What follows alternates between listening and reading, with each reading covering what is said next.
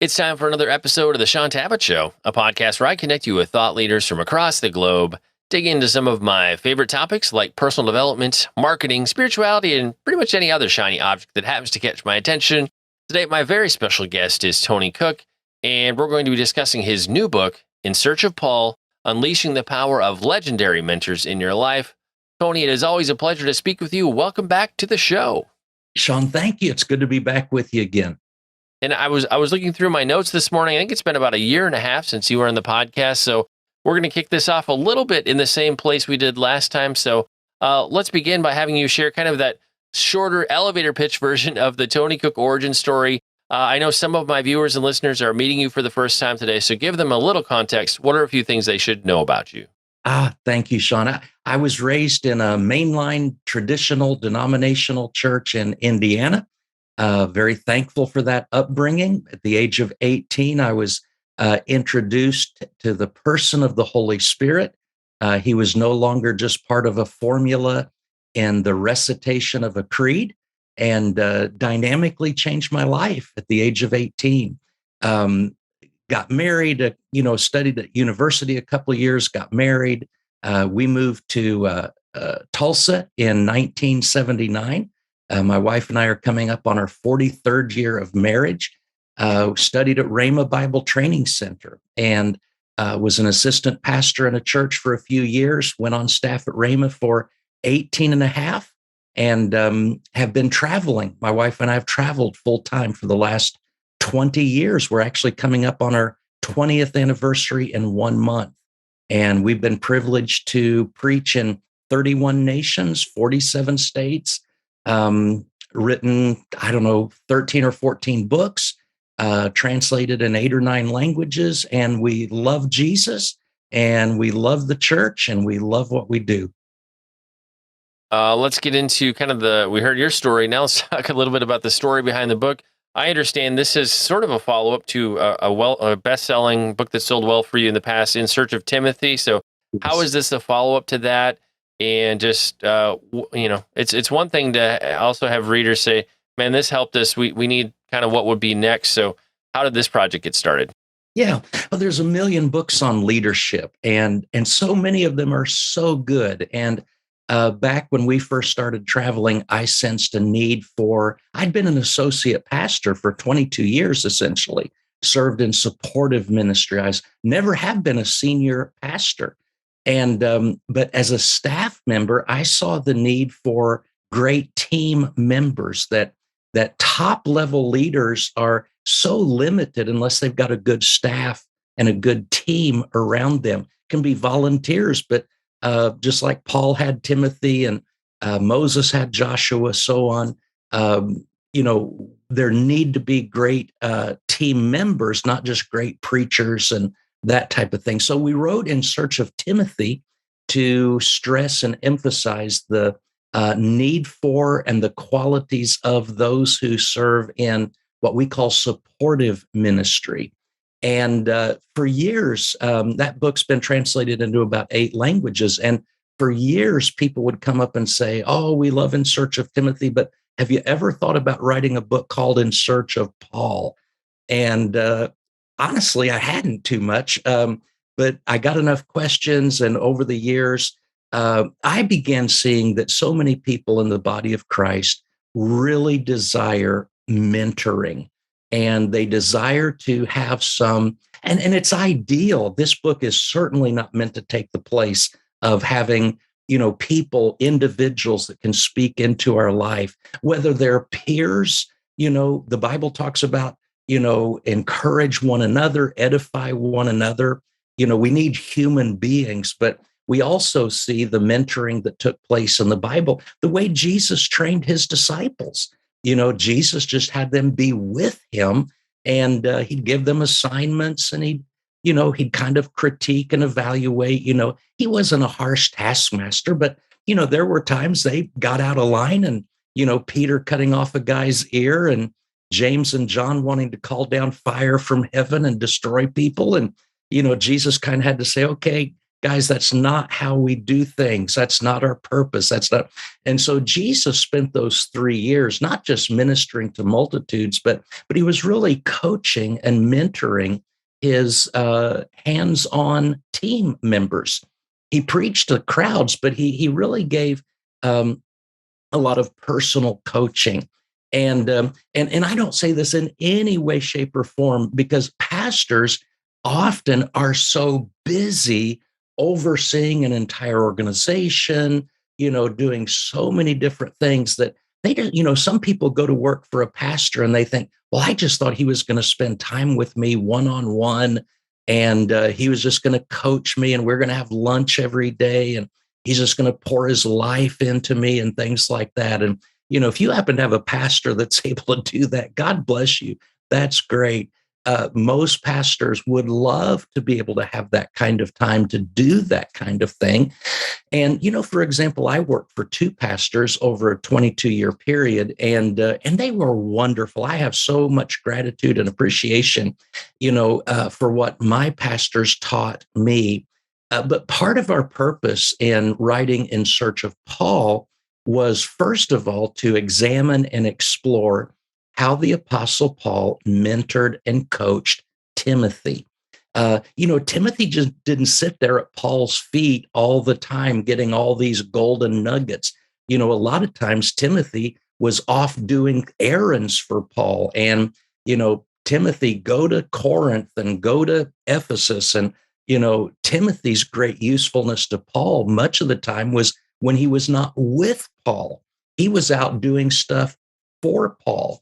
And so the very fact that we have First Timothy and Second Timothy are indicative of Paul's desire to coach Timothy, to mentor him, to give him advice and counsel, and how much those of us that might be young in the faith or young in the ministry, we crave the wisdom.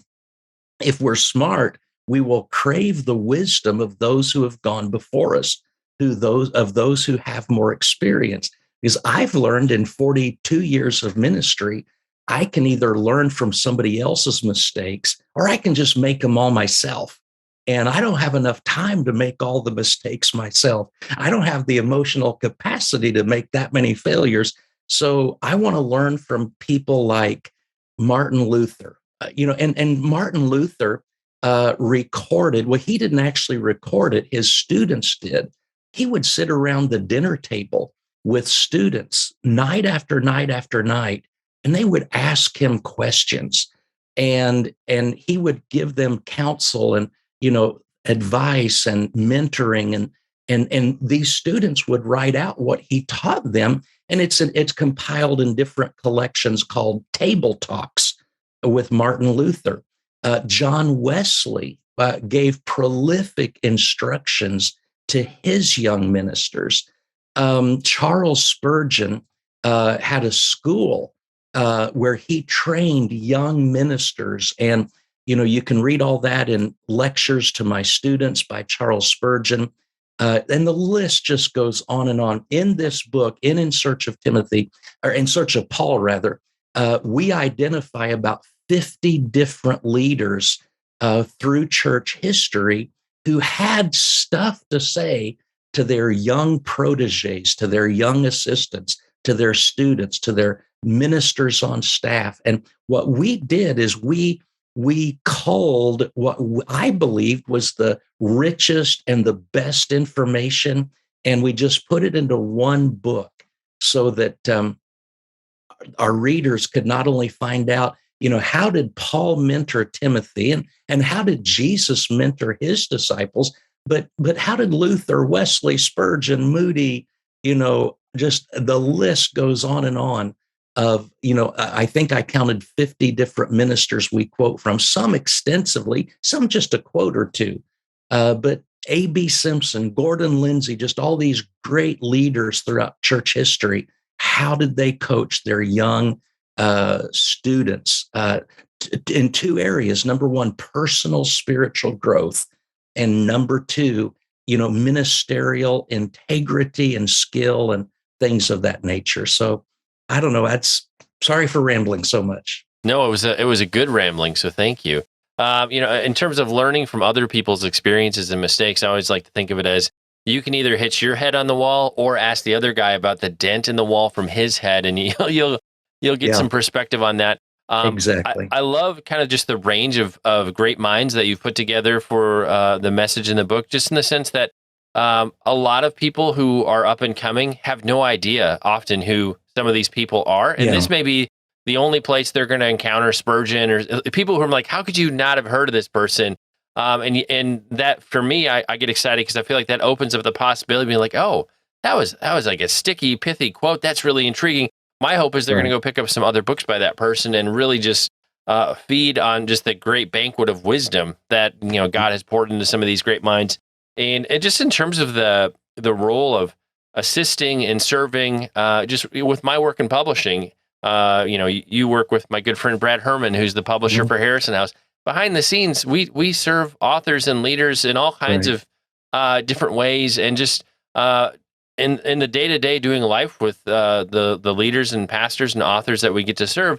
They mentor us, they teach us stuff, we learn things, but it's often not in a formal setting. It's in the green room, it's at a dinner, it's as Totally. we're randomly driving in the car going to do something. And so a lot of the best, most life changing experiences I've had with pastors and leaders wasn't anything we orchestrated. It wasn't just the glory cloud appeared on the stage. It was when we were doing really random, normal things, or just uh, you know Mhm. driving to the store, going to serve somewhere together. And so I just the some of the best things come just in the very mundane, doing ministry and life Yeah. together. So just I've learned that through the years. You if you're willing to step out and serve, God will open up so many interesting doors and change your life through unexpected circumstances. It's not in the places that you think it should be that are all Yeah. fancy and wonderful and perfect. In terms of how this project impacted you, obviously every book kind of gives you sort of a snapshot of the season of the author's life that it came out of. But what caught my eyes is you talk about in the book that you just exclaimed to your wife one day, "I had the best time with Dietrich Bonhoeffer this morning." So, like for you, just as you immerse yourself in these great minds, like how did they come? It sounds like they came alive to you in a new way as you were writing this book. I'd love to hear about that. Yeah, they really did. And, and Sean, honestly, I feel like I just scratched the surface. But, when we get beyond just an occasional quote, which I love quotes, and on my website, I have a free quote section, thousands of quotes that, have impacted me. But, a person's life is more than the sum of a few, like I think used the word pithy a bit ago, a few pithy sayings. And, like when you study Luther and Spurgeon, for example, and you find out that both of them battled depression and had significant emotional challenges of feeling unworthy and just despondent. And we look at them through the lens of history and say they accomplished so much. They should have been really proud of themselves. Which I guess is kind of an oxymoron for a Christian to say that. You did so much for God. You should be really proud. No, proud goes before destruction. But really, they battled depression and they really had to fight through these things. And sometimes, we put leaders on pedestals, both past and present. And we don't realize, James concludes his book by saying, Elijah was a man of like passions as we are. But he prayed, and God did these wonderful things. And sometimes when we not just catch their clever little sayings or hear about their great exploits, but sometimes when we really get to know the person, to kind of be able to empathy, to being able to walk in another person's shoes a little bit, to as best we can to maybe feel what they felt, when Bonhoeffer was sitting in prison facing death. You know, just what Paul was facing sitting in prison in Second Timothy. Their words all of a sudden take on so much more life because we see the grace of God that was operating in their life. And so as best as I could, I tried to hopefully, if not give a bit of that flavor, at least, steer people to the sources where they can, if they're reading in this book and they see me continually quoting from Spurgeon's lectures to my students, they'll want to go back and grab that. And, John Wesley, he wrote a list. Wesley was big on lists. He was the reason they called them the Methodists back then is he was so methodical and he had so many rules, and modern audience might think that's legalistic, but really when you read most of what he said, it was the wisdom of God, and like his rules for an assistant. We put that as an entire section back in the appendix. So there are just so many things, wisdom from the ages. And boy, if we don't learn from the past, like someone famously said, if those who do not learn from history are doomed to repeat, those same mistakes and things like that. But we have such a heritage and inheritance, from these people. I'll mention, let me see if I can find at the end of the book, we have a section called Meet Your Mentors. And we just give a little paragraph about each of these. William Booth, founder of the Salvation Army. E.M. Bounds, phenomenal on prayer. Oswald Chambers. One thing that's fascinating about Oswald Chambers is, and people don't know this, but he died quite young. And I think there are 42 or 43 books to his credit. I think wasn't he like 41 or like early to mid 40s, very young. He didn't write any of those. His wife wrote all those after he died. I think he had finished one manuscript before his death, but his wife, as a young girl, wanted to be the stenographer for the Prime Minister of England. So she studied. She became a phenomenal, what we call shorthand, that type of thing. This is before the days of recorders and all those things. And so he died, and she had manuscripts of every lesson he had ever done. She wrote all those books that are under his name. My Utmost for his highest, which sold 13 million, more than 13 million. She wrote that. And that was his thought. It was his messages, but she wrote the actual books. And so, we learn about partnership. We learn about teamwork.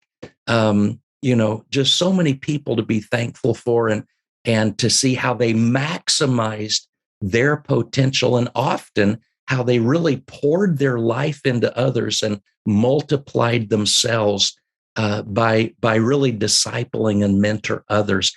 And we're not their personal disciples, but boy, we can still draw so much information from them and really get benefit. Yeah, I can say with Oswald Chambers and My Utmost for His Highest, I think I first encountered that as a younger man in my 20s, and reading through it again in my 40s. Now I'm like, oh my gosh, his thoughts were so super deep. I with some of his ideas on the Holy Spirit, I'm like, man, if he wasn't like a card carrying, he was at least a closet charismatic with the depth of understanding that he had. One of the things I really wanted to have you speak to, Tony, was just this idea of kind of examining the influences of our lives and why we need mentors, kind of people to aspire to be like, so to speak, who are real people. And I say this in the sense that, or people who have actually accomplished something worthwhile or noteworthy. Because on the one hand, I see so many people, younger people especially, but even people in my generation, the people they look up to aren't real. They're characters in movies, characters in comic books, video games. So they're not real people who they've not actually accomplished anything. And they tend to not even look up to or consider anybody who's a real person that's like a peer time-wise now, or looking back to people in history who've accomplished important things, impacted the world in a great way. So to some degree, by and large, I feel because we've lost so much of our connection with history, we failed to learn about so many of these people that we could look up to. And so just big picture, really looking at the influences that impact us, and then just, again, reinforce why do we need mentors, people to aspire to be like, so to speak, and to learn from, who are actually real people who accomplish real things. Yeah. We live in a society and a culture where it's so easy for superficiality to be so predominant. We see movies and how much of that is CGI and how much of that is a stunt double. And, we see people playing roles and things of that nature. And I'm not against entertainment, but I'm just saying, that desire for reality and, for somebody that's not just, for example, even in church, not one way in the pulpit and diametrically different in their personal life. I think people really crave genuineness. They crave authenticity. They don't just want somebody who can get up and put on a show on a platform. They want somebody who can actually live and is actually living it. And that doesn't mean that as preachers we're perfect or flawless. I think, leaders they're still human. They're still working out their salvation with fear and trembling, we hope. They're still growing in conformity to Christ and still growing in transformation. But, the Bible talks about bringing forth fruit worthy of repentance. And so we want people in our life who, even if they mess up, sometimes we learn by people doing the right things. Sometimes we learn by people when they recognize they've done the wrong thing, they are an example in the way they repent. And so, for example, I worked with the Hagen Ministries for 18 and a half years and traveled with Kenneth E. Hagen for a handful of years. And, I was in Brazil doing a pastor's conference years ago, and somebody said, in your years of working with Brother Hagen and your years of traveling with him, what was the most important lesson you ever learned from him? And wow, it was such a kind of how do you answer that question? And I think they were thinking of some deep revelation, something, Jesus told him in a personal visitation or something. And after I thought about it for a minute, I said, I think the most important thing I learned from Brother Hagen is he always gave his wife the best egg. And I could see these Brazilians, looking at me like, what are you talking about? And I said, well, the thing that impressed me about Brother, yes, he was a great preacher. Yes, he was a great Bible teacher, but he always honored his wife. I always saw him hold the door for her, hold the chair for her when she sat down. He was always a gentleman. And a story that he told is that every morning while she was getting ready, he would fix 2 eggs. And I guess he fried them, and whichever one looked the best, that was Oretha's egg, and he would take the one that, and so just little things like that you mentioned. They don't have to be things, in a big auditorium or in a big pulpit. Many times it's the exemplary things. Somebody once said, don't be concerned that your kids don't listen to you. Be concerned that they're watching you. And, because how many people have lived by the motto, don't do as I do, do as I say. Well, as Christian leaders, we're not putting ourselves up as the supreme example, but that's kind of a cop-out if we say that. At some point we need to be able to say with Paul, follow me as I follow Christ. And I think it was Howard Hendricks, the great professor, many years said, if you see me quit following Christ, quit following me. We always need to point people more to Jesus than to ourselves, but we also need to endeavor to represent him well. And that lifestyle, that example, that character demonstrated is some of the most important mentoring we will ever do. Tony, next I'd love to have you speak to the idea of that we sometimes need to stay put even when we feel like it's time to run away and hide. If you're in any level of leadership, you're going to come up against problems and people and just seasons where everything goes to heck. And you're just like, this would be so easy if I just went down the street and worked at Subway. That was always my joke, my backup plan. I could go be a senior sandwich artist at Subway and just deal with bread and meat all day.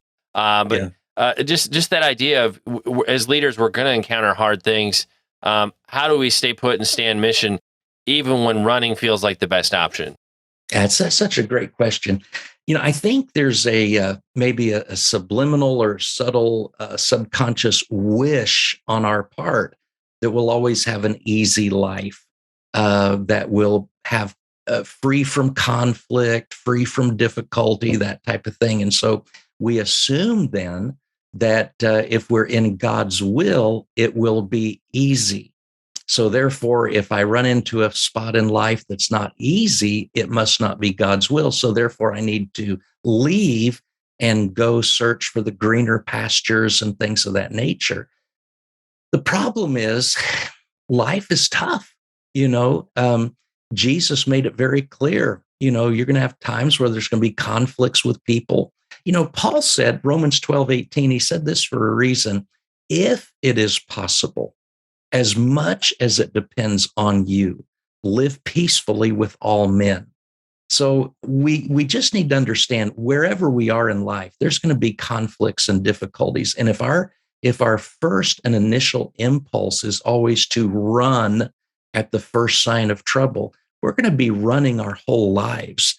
And I want to make it very clear, I do believe there are times for transitions in life. I think there can be phases of what we do. And I've had a couple transitions in 40 some years of ministry, and I'm not putting myself up as the standard. I'm not saying that's all anybody else should have, but if somebody is constantly jumping in and out of relationships, constantly jumping in and out of different jobs, and they only stay somewhere long enough until they run into some conflict and then they run.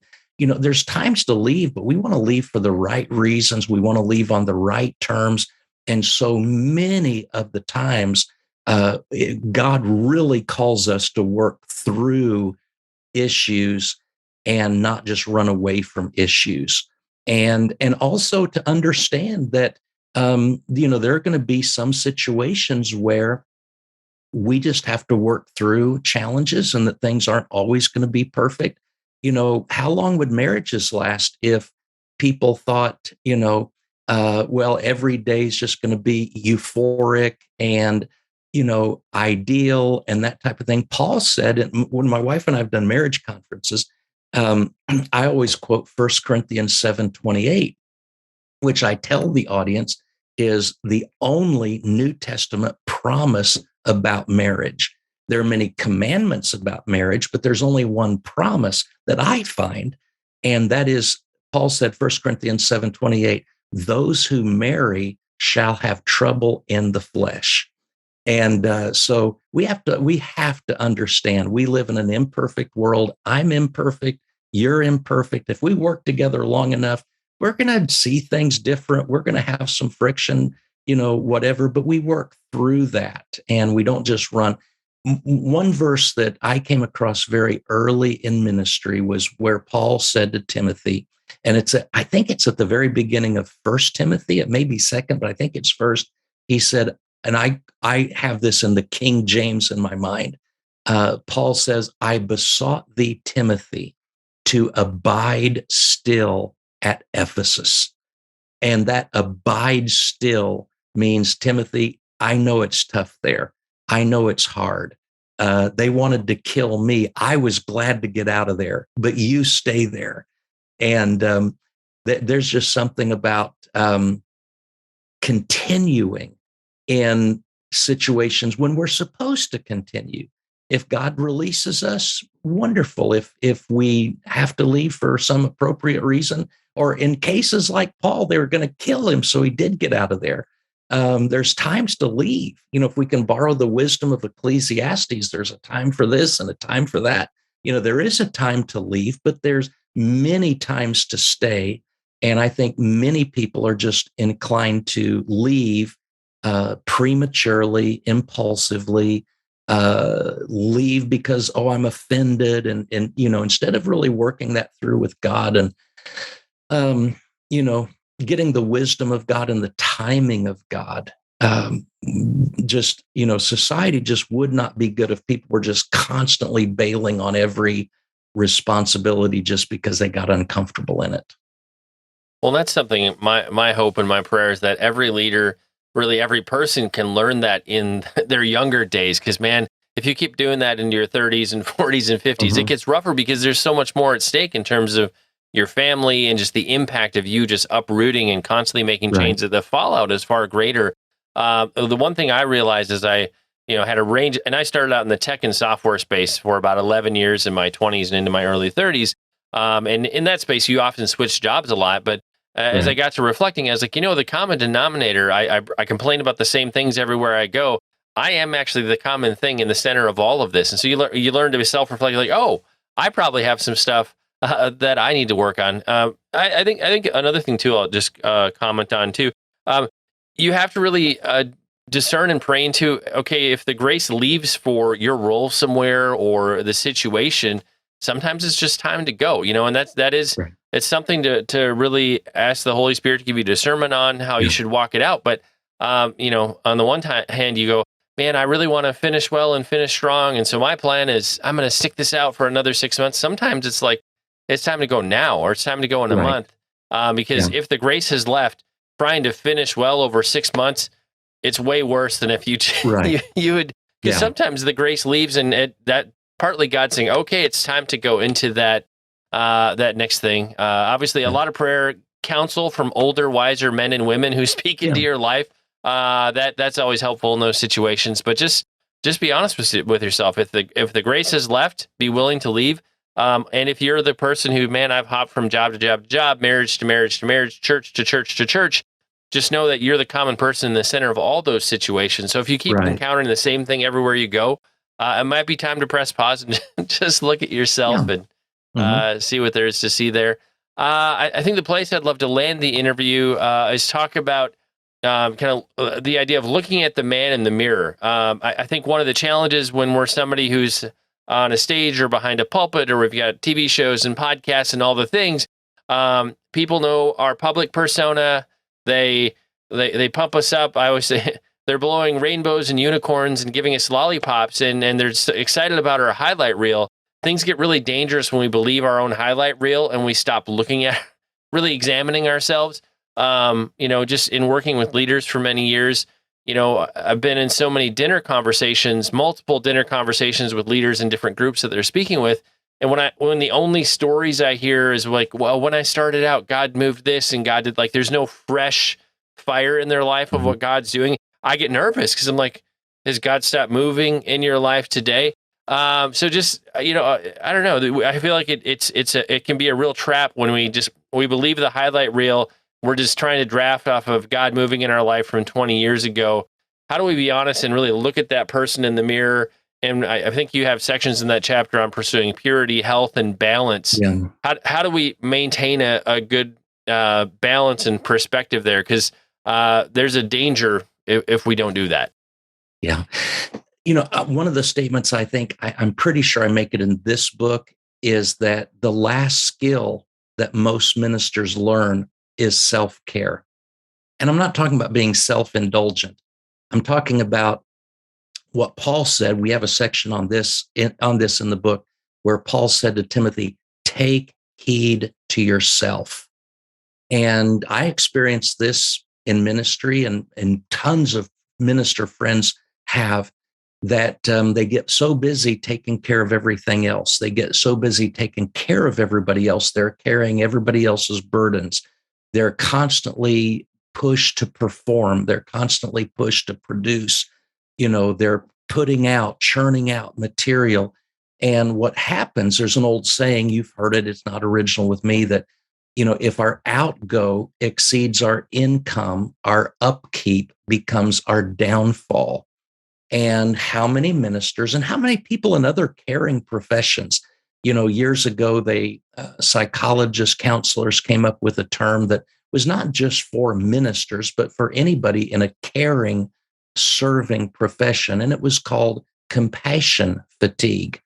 And they just give out and give out and give out, and eventually they become numb, and they have inner depletion of their inner emotional, spiritual reservoirs and resources. And so ministers have to realize that before they're a preacher, they're a person. And we can't fall in love with the pulpit. We can't fall in love with the platform. We can't fall in love with our image and forget the substance of our character and our integrity. And The word integrity is from a mathematical term, which is amazing. I would be quoting this. I'm a guy that got a D plus in algebra in high school. Math didn't work with my brain setup. But the word integer is where we get our word integrity. And an integer is a math term for a whole number. In other words, it doesn't have a fraction or a percentage in it. 2.5 is not a whole number. 1.7 is not a whole number. 5 is a whole number. And the reason integrity entails wholeness, it means our life is not fractionalized or even compartmentalized to where half is in and half is out, or 9% is in and 10% is out. It means that every fiber of our being is aligned with the character, with the holiness, with the goodness of God, and that we're not living a duplicitous life. We're not one person in the pulpit and another person at home. And, D.L. Moody said, and we quote him on this in Search of Paul, D.L. Moody said, I have more trouble with D.L. Moody than with any other man I know. And Charles Spurgeon said, we quote him here as well, he said, it is terribly easy to be I don't remember his exact verbiage, a preacher of the gospel and a terrible hypocrite at the same time. So when Paul said to Timothy, take heed to yourself, we can't save the world and let ourselves go down the tubes. It doesn't work that way. Well, and that's one of the things I'm always looking for in terms of leaders who are transparent. I get encouraged when I see somebody who's the same in the pulpit, in a business meeting, at a dinner with fancy special people, at a dinner with just normal lay people. If you're the same guy or gal in all of those spaces, I get excited. It's like, man, I want to work with this person because they're living a transparent life and they're being their kingdom person the same in all the places. Right. When I see somebody who's one way in the pulpit, one way in a business meeting, one way with people who can do favors for you, another way with people who can't give you anything, it's fractured. You're performing differently in each of those scenarios, and sadly that can be. It's not rare across leaders necessarily, but for leaders in higher positions of influence, it can feel kind of rare. So it's been wonderful to have that behind the scenes perspective and to get to meet a lot of people who are they're transparent and they are who God created them to be everywhere they go. And just one last comment before we get ready to wrap up too. I think we're attracted to the influence, the title, the power that comes with something.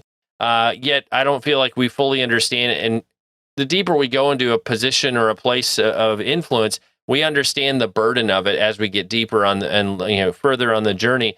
But we often see somebody who's, attained a certain level of favor and influence in their 40s and 50s and 60s. You're like, man, I really, really want that. But again, having no idea of just the intense, often multi-decades of stewardship and carrying very heavy weights to get to that place. Some of the most influential people I've met throughout my career who we get excited to go hear them preach, and they're on stages and they write books. When you just get into their life and know what they've had to carry, they're some of the most broken people who have had to walk through the most difficult, atrocious seasons of life. Right. And yet it's that fire that has refined them into who they are. And it's why they can do what they do. And so just know, even though you're attracted to the position they have, just know that it came at a great cost. And so if that's the path God has you on, just know you're going to have to pay that same cost. You don't get to the top of that mountain, so to speak, without taking the journey that it takes to get you there. Tony, in terms of people connecting with you, finding out more about your books, your ministry, speaking schedule, all the things, where do we discover you on the web? Okay. Our website, we tried to keep it real simple. It's just my name. It's Tony Cooke, TonyCooke.org, O-R-G.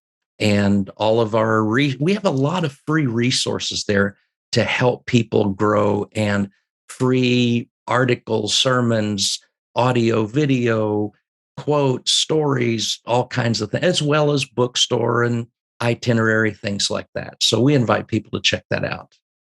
And we'll make it easy like we do with every episode. We'll have links in the show notes to Tony's website, as well as links to places where you can pick up your very own copy of his new book. It's time to bring this episode of the Sean Tabbitt Show to a close. Many thanks for being a part of my conversation with Tony Cooke. Once again, our book today was In Search of Paul, Unleashing the Power of Legendary Mentors in Your Life. And Tony, I want to say thank you so much for sharing with us today. It's been an honor and a pleasure to have you back on the show. Sean, thank you much. Appreciate it.